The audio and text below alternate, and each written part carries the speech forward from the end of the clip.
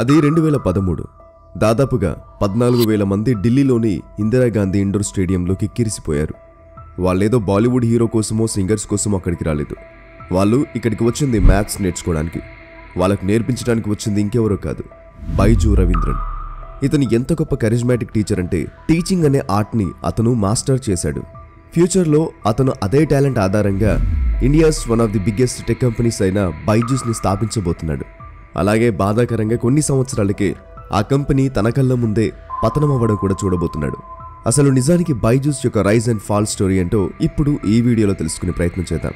So let's get started.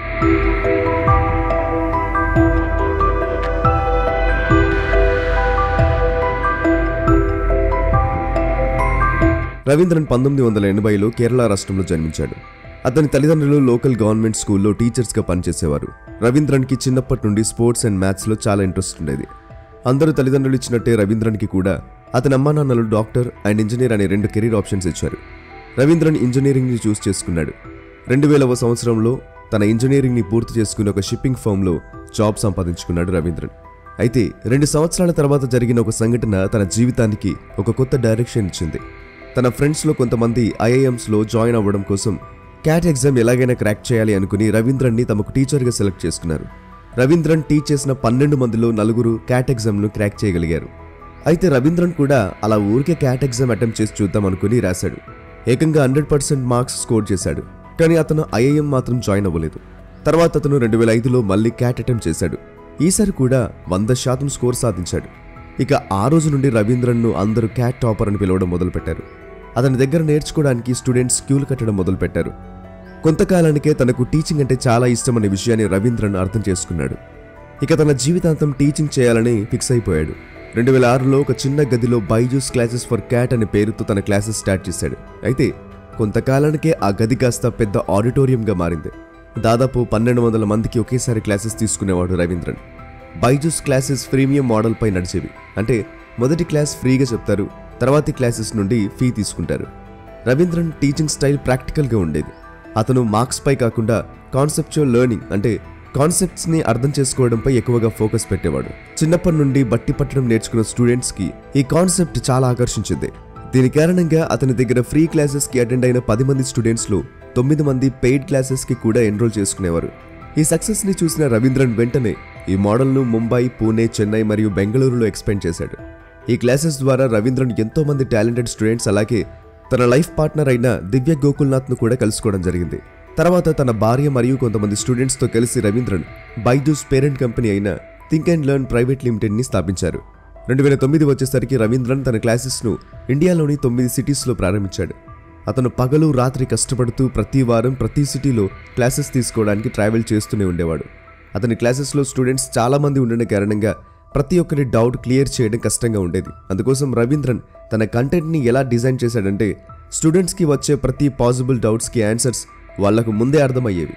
ఈ success ద్వారా ఇతర సిటీస్ నుండి కూడా పిల్లలు క్లాసెస్ కోసం రిక్వెస్ట్ చేయడం మొదలుపెట్టారు. కానీ ప్రతి సిటీకి తాను వెళ్ళి చెప్పడం కష్టం. అలాగే తాను ట్రావెల్ చేసి అలిసిపోవడం కారణంగా రవీంద్రన్ బైజూస్ని డిజిటైజ్ చేయాలని నిర్ణయించుకున్నాడు. సో అందుకోసం 2009లో VSAT అనే శాటిలైట్ బేస్డ్ బ్రాడ్కాస్టింగ్ టెక్నాలజీని ఉపయోగించి తన లెక్చర్స్ని ఇండియాలోని 45 సిటీస్లో బ్రాడ్కాస్ట్ చేశారు. దీనిని మరింత ఎక్స్పాండ్ చేయడానికి 2011లో Ravindran think and learn private లిమిటెడ్ని ఎస్టాబ్లిష్ చేసి టాలెంటెడ్ అండ్ ప్యాషనేటెడ్ టీచర్స్ యొక్క టీమ్ని తయారు చేసుకున్నాడు. తర్వాత బైజూస్ స్కూల్ ట్యూషన్ సెగ్మెంట్లోకి ఎంటర్ అయ్యింది. ఆ టైంలో ఇండియాలో 25 కోట్ల మంది స్కూల్ పిల్లలు ఉండేవారు. కాబట్టి వాళ్ళందరినీ రీచ్ అవ్వాలంటే అది ఒక యాప్ ద్వారానే సాధ్యమని రవీంద్రన్ గ్రహించి 2013లో మణిపాల్ గ్రూప్ నుండి 26% ఈక్విటీకి బదులుగా 50 కోట్ల ఫండింగ్ కలెక్ట్ చేశారు.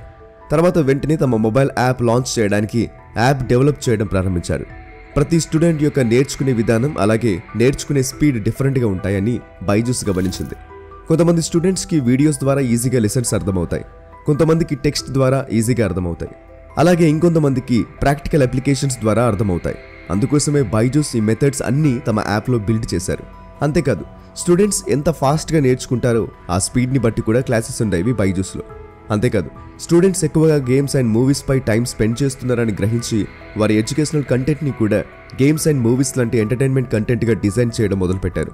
అందుకోసం Byju's expert teachers, motion artists, 3D artists అలాగే మ్యూజిషియన్స్ని తమ కంటెంట్ని నెక్స్ట్ లెవెల్కి తీసుకెళ్లడానికి హైర్ చేసుకున్నారు. కోట్ల ఇన్వెస్ట్మెంట్ మరియు సంవత్సరాల కష్టం తర్వాత 2015లో బైజూస్ లెర్నింగ్ యాప్ను లాంచ్ చేశారు. యాప్ కాకుండా బైజూస్ కోర్సెస్తో కూడిన టాబ్లెట్స్ మరియు SD కార్డ్స్ని కూడా సెల్ చేసేది. ఈ ప్రోడక్ట్స్ లాంచ్ అవ్వడంతోనే కస్టమర్స్ కూడా మంచి రెస్పాన్స్ ఇచ్చారు. దీన్ని చూసిన సెకోయా 2015లో $25 మిలియన్ మరియు 2016లో మార్క్ జుకర్బర్గ్ ఆర్గనైజేషన్ $50 మిలియన్ బైజూస్లో ఇన్వెస్ట్ చేశారు. కోట్ల ఇన్వెస్ట్మెంట్స్ సంపాదించిన బైజూస్ గోల్ ఇప్పుడు కేవలం సేల్స్ సాధించడం. ఈ సేల్స్ కోసం 100 మంది టాలెంటెడ్ ఇంజనీర్స్తో అగ్రెసివ్ సేల్స్ టీమ్ను తయారు చేశారు. వీళ్ళ పని టీవీ యాడ్తో మొదలవుతుంది. పేరెంట్స్ టీవీలో బైజూస్ యాడ్ చూసి యాప్ డౌన్లోడ్ చేసుకుంటారు. తర్వాత కొన్ని రోజులకు బైజూస్ సేల్స్ మ్యాన్ నుండి కాల్ వస్తుంది. అలా కాల్ లిఫ్ట్ చేయగానే మాటలతో అట్రాక్ట్ చేసి హోమ్ విజిట్ కోసం అడుగుతారు. ఇంటికి వచ్చి మా యాప్ గురించి ఇంకెక్కువ విషయాలు మీకు చెప్తామని అపాయింట్మెంట్ బుక్ చేసుకుంటారు. అలా ఇంటికి వచ్చిన సేల్స్ పర్సన్ మొదటి పని స్టూడెంట్స్కి కష్టమైన క్వశ్చన్స్ వేస్తారు. అప్పుడు ఆ పిల్లవాడు ఆన్సర్స్ తెలీదు అని చెప్పగానే సేల్స్ పర్సన్ రవీంద్రన్ ఆ క్వశ్చన్స్కి ఈజీగా ఆన్సర్స్ చెప్తున్న ఒక వీడియో HDలో ప్లే చేసి చూపిస్తాడు. వీడియో చూసిన స్టూడెంట్ని మళ్ళీ అదే క్వశ్చన్ అడిగినప్పుడు ఈసారి కరెక్ట్ ఆన్సర్ చెప్తాడు. దాంతో పేరెంట్స్ ఆనందంతో ఈ యాప్ వల్ల తమ పిల్లలు బాగా చదువుకోగలుగుతారు అని ఎక్కువ మంది ఆ యాప్లో సబ్స్క్రిప్షన్ తీసుకుంటారు. బైజూస్లో కోర్స్ కొనుక్కుంటే 50% స్కాలర్షిప్ అలాగే 100% రీఫండ్ ఆఫర్ చేస్తారు. అయినా కూడా ఒకవేళ సబ్స్క్రిప్షన్ తీసుకోకపోతే రోజు కాల్స్ చేసి విసుగు తెప్పిస్తూ ఉంటారు. ఈ సేల్స్ మెన్ లైఫ్ కూడా అంత ఈజీ కాదు. వాళ్ళకు వారానికి కొన్ని వేల సేల్స్ ఖచ్చితంగా తీసుకురావాలి అని టార్గెట్స్ కూడా ఉంటాయి. కాబట్టి వాళ్ళు ఎలాగైనా సేల్స్ తీసుకురావాలని పేరెంట్స్ని మాటిమాటికి ఫోన్ చేసి విసిగిస్తూ ఉంటారు. మీలో కూడా కొంతమంది ఇది ఫేస్ చేసే ఉంటారు. ఉంటే కింద కామెంట్ చేసి చెప్పండి. ఇలా ప్లాన్ ప్రకారం పేరెంట్స్ని ట్రాప్ చేసి సేల్స్ చేసేవారు. దాంతో 2018 వచ్చేసరికి $1 బిలియన్ వాల్యుయేషన్తో బైజూస్ మొట్టమొదటి ఎడ్టెక్ యూనికార్న్గా చోటు సంపాదించుకుంది. 2020 వచ్చేసరికి 4 కోట్ల యూజర్స్తో $8 బిలియన్ కంపెనీగా మారింది. ఇక కోవిడ్ వచ్చాక బైజూస్ ఊహించని గ్రోత్ని చూసింది. లాక్డౌన్ కారణంగా స్టూడెంట్స్ అందరూ ఆన్లైన్ క్లాసెస్ పై డిపెండ్ కావాల్సి వచ్చింది. దీనిని క్యాష్ చేసుకోవడానికి బైజూస్ కొన్ని వారాల పాటు ఫ్రీ క్లాసెస్ని ప్రకటించింది. దీంతో చాలామంది స్టూడెంట్స్ బైజూస్లో జాయిన్ అయ్యారు. దాంతో బైజూస్ ఆదాయం 60% కంటే ఎక్కువ పెరిగింది. ఇది గమనించిన ఇన్వెస్టర్స్ బైజూస్ లాంటి ఎడ్టెక్లో పెట్టుబడి పెట్టి సంపాదించడానికి ఇదే మంచి అవకాశం అని భావించి ఎన్నో వేల కోట్లు ఈ రంగంలో పెట్టడం మొదలుపెట్టారు. దాంతో 2019లో కేవలం $429 మిలియన్ ఫండింగ్ పొందుకున్న ఎడ్టెక్ కంపెనీలు 2020 వచ్చేసరికి ఏకంగా $2,200 మిలియన్ అలాగే 2021 వచ్చేసరికి $4,200 మిలియన్ నిధులను పొందుకున్నాయి.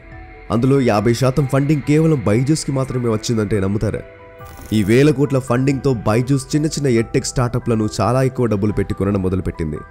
కోడింగ్లో ఎంటర్ అవ్వడానికి $300 మిలియన్ పెట్టి వైట్ హ్యాట్ జూనియర్ను కొన్నారు. అదేవిధంగా Tinker, Toppr, Great Learning, Epic, Scholar, Gradeup, Osmo లాంటి స్టార్టప్స్ అన్నిటినీ వాటి వాల్యూ కంటే ఎక్కువ ఇచ్చి మరి సొంతం చేసుకుంది బైజూస్.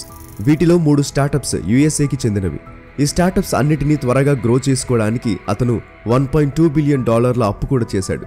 మార్చి 2022 వచ్చేసరికి బైజూస్ 58,000 మంది ఎంప్లాయీస్తో $22 బిలియన్ విలువ చేసే కంపెనీగా మారింది.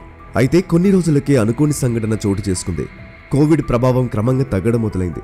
దాంతో వేగంగా దూసుకుపోతున్న బైజూస్కి కోలుకోలేనంత దెబ్బ తగిలింది. దేశం మొత్తం ఇది చూసి షాక్కి గురైంది.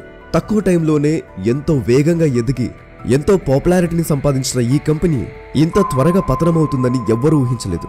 బైజూస్ పతనం అవ్వడానికి ముఖ్య కారణం దాని సేల్స్. బైజూస్ వాల్యుయేషన్తో కంపేర్ చేస్తే దాని సేల్స్ చాలా స్లోగా గ్రో అవుతూ ఉండేది. దీని కారణంగా బైజూస్ తన సేల్స్ మెన్ పై చాలా ప్రెషర్ పెట్టడం మొదలుపెట్టింది. వారానికి 1,50,000 సేల్స్ ఖచ్చితంగా తీసుకురావాలని, లేదంటే ఉద్యోగంలో నుండి తీసేస్తామని భయపెట్టేవారు. రోజుకు 14 గంటల షిఫ్ట్స్తో పనిచేసేవారు సేల్స్ మెన్. ఒకవేళ కస్టమర్ కాల్ లిఫ్ట్ చేయకపోతే అది పూర్తిగా సేల్స్ మెన్ తప్పు అని టార్చర్ చేసేవాళ్ళు. టార్గెట్స్ కంప్లీట్ చేసే వరకు లంచ్ కూడా చేయనిచ్చేవారు కాదు. దీని కారణంగా సేల్స్ మెన్ పేరెంట్స్కి అబద్ధాలు చెప్పో, వాళ్ళను భయపెట్టు సేల్స్ క్లోజ్ చేయిస్తున్నారు అని కొన్ని వార్తలు బయటికి వచ్చాయి.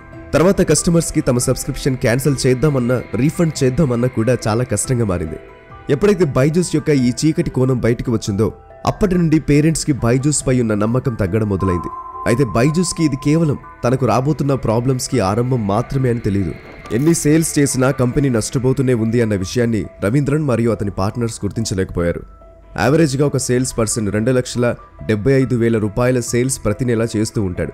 కానీ కంపెనీని మేనేజ్ చేయడానికి, సాలరీస్ ఇవ్వడానికి, ఆఫీస్ రెంట్స్, యాప్ మెయింటెనెన్స్కి ఈ ఆదాయం ఏమాత్రం సరిపోకపోను కంపెనీని నష్టాల్లోకి నెట్టేసింది. అయితే 2022లో బైజూస్ తన మోడల్లో కొన్ని మార్పులు చేసింది. హోమ్ విజిటింగ్ని తీసేసింది. అంటే సేల్స్ పర్సన్స్ ఇంటికి వెళ్లకుండా ఫోన్లో లేదా జూమ్ కాల్స్ ద్వారా పేరెంట్స్తో మాట్లాడి సేల్స్ చేసేలా ప్లాన్ చేశారు. దీంతో కంపెనీకి ఖర్చు తగ్గినా కూడా సేల్స్ చాలా పడిపోయాయి. ఎందుకంటే ఫోన్ కాల్స్ ద్వారా కన్వర్షన్ రేట్ చాలా తక్కువగా ఉంటుంది. దీనికంటే పెద్ద సమస్య రాబోతుందని ఎవరు ఊహించలేదు. 2022లో బైజూస్ ఒక అనౌన్స్మెంట్ చేసింది. అది విన్న ప్రతి ఒక్కరు షాక్ అయ్యారు. అదేంటంటే $200 మిలియన్ ఖర్చు పెట్టి 500 ఆఫ్లైన్ ట్యూషన్ సెంటర్స్ ఓపెన్ చేద్దామని నిర్ణయం తీసుకున్నారు. ఎందుకంటే బైజూస్కి ఆన్లైన్లో కస్టమర్స్ రావడం కష్టంగా మారింది. కోవిడ్ పాండమిక్ తర్వాత స్టూడెంట్స్కి ఆన్లైన్ ఎడ్యుకేషన్ అలవాటు అవుతుందని అనుకున్నారు. కానీ దానికి రివర్స్లో జరిగింది. పిల్లలు ఆన్లైన్ ఎడ్యుకేషన్తో విసిగిపోయారు. పేరెంట్స్ కూడా తమ పిల్లలు ఆన్లైన్ క్లాసెస్ టైంలో ఈజీగా డిస్ట్రాక్ట్ అవ్వడం గమనించారు. చేతిలో మొబైల్ ఉండడం కారణంగా పిల్లల ధ్యాస ఇన్స్టాగ్రామ్, యూట్యూబ్, స్నాప్చాట్లపైకి వెళ్లడం పేరెంట్స్ గమనించి ఆన్లైన్ కంటే ఆఫ్లైన్ బెటర్, అక్కడ టీచర్స్ భయం ఉంటుంది అని రియలైజ్ అయ్యారు.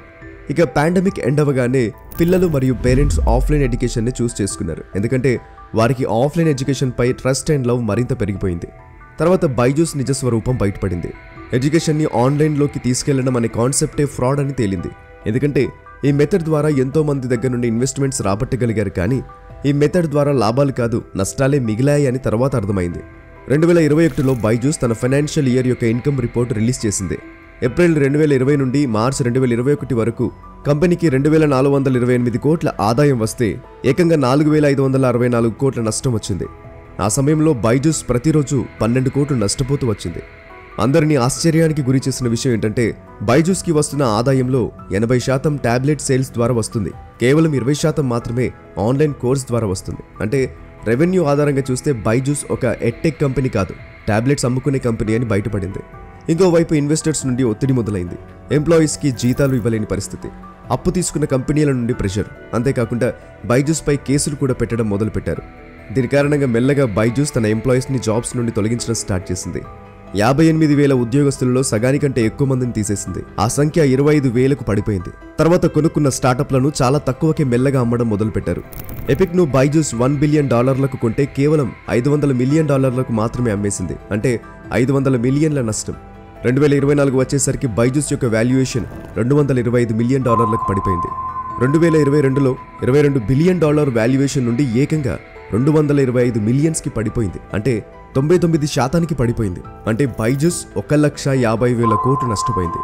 ప్రస్తుతం బైజూస్ బెంగళూరులో ఉన్న ఆఫీస్ని మినహాయించి అన్ని ఆఫీసులను మూసేసింది. ఆన్లైన్ స్టూడెంట్స్ని సంపాదించడం చాలా కష్టంగా మారింది. ఇక బైజూస్ యొక్క ఆఫ్లైన్ ట్యూషన్ సెంటర్స్ అస్సలు పికప్పే కాలేదు. కొనుక్కున్న అన్ని స్టార్టప్స్ లాసెస్లో ఉన్నాయి. బైజూస్ పాతాళానికి పడిపోయింది. ఇక బైజూస్కి మిగిలింది ఒకటే, అంధకారం. బైజూస్ యొక్క ఈ పతనంతో అర్థమైంది ఏంటంటే ఏ బైజూస్ అయితే ఇండియన్ ఎడ్యుకేషన్ రంగంలో విప్లవం తీసుకొద్దాం అనుకుందో దాని ముఖ్యమైన అంశం ఎడ్యుకేషన్ కాకుండా గ్రోత్ మరియు డబ్బు మాత్రమే అయిపోయింది. ఈ దురాశ కారణంగానే ఈరోజు బైజూస్ పతనమైపోయింది. ఈ వీడియోపై మీ అభిప్రాయాన్ని కింద కామెంట్స్ ద్వారా మాతో షేర్ చేసుకోండి. మరొక ఇన్ఫర్మేటివ్ అండ్ ఇంట్రెస్టింగ్ టాపిక్తో నెక్స్ట్ వీడియోలో కలుద్దాం. ఇలాంటి మరెన్నో గొప్ప ఇంట్రెస్టింగ్ వీడియోస్ లేదా ఇన్ఫర్మేటివ్ వీడియోస్ చూడడానికి ఇప్పుడే మా యూట్యూబ్ ఛానల్ని సబ్స్క్రైబ్ చేసుకోండి. నేను పెట్టే ప్రతి వీడియో కూడా యూట్యూబ్లోనే ఫస్ట్ రిలీజ్ అవుతుంది. కాబట్టి మీరు ఏ వీడియో కూడా మిస్ అవ్వకుండా ఉండటానికి ఇప్పుడే యూట్యూబ్ ఛానల్ని కూడా సబ్స్క్రైబ్ చేసుకోండి. కింద కామెంట్ బాక్స్లో మీకు మా యూట్యూబ్ లింక్ కనబడుతుంది. అక్కడ క్లిక్ చేసి వెంటనే మా ఛానల్ని సబ్స్క్రైబ్ చేసుకోండి. ఇలాంటి గొప్ప వీడియోస్ మీరు మిస్ అవ్వకుండా ఉంటారు.